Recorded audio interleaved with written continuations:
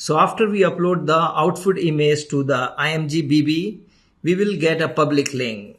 The next step is to analyze image. For that, we are going to use OpenAI model node.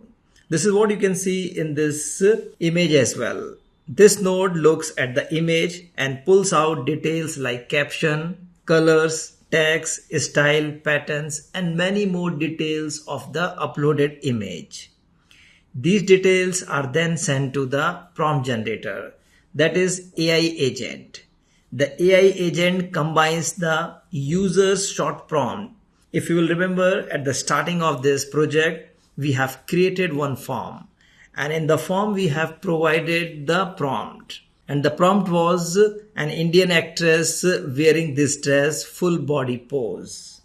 So here it is going to combine that short user prompt with the image details to create a much stronger and more detailed final prompt for image generation.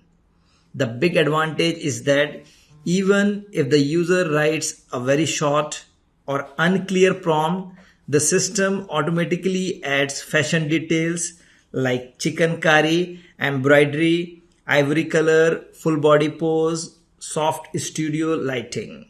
This makes the final prompt much better than what you would usually get by just asking ChatGPT or writing one manually.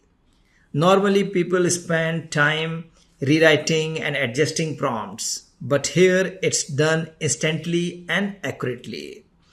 That's why this project is better for business use.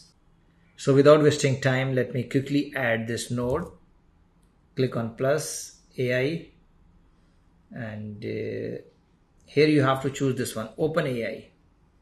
Under OpenAI, you have to choose this one, analyze image. And in that, first you have to create an account in OpenAI.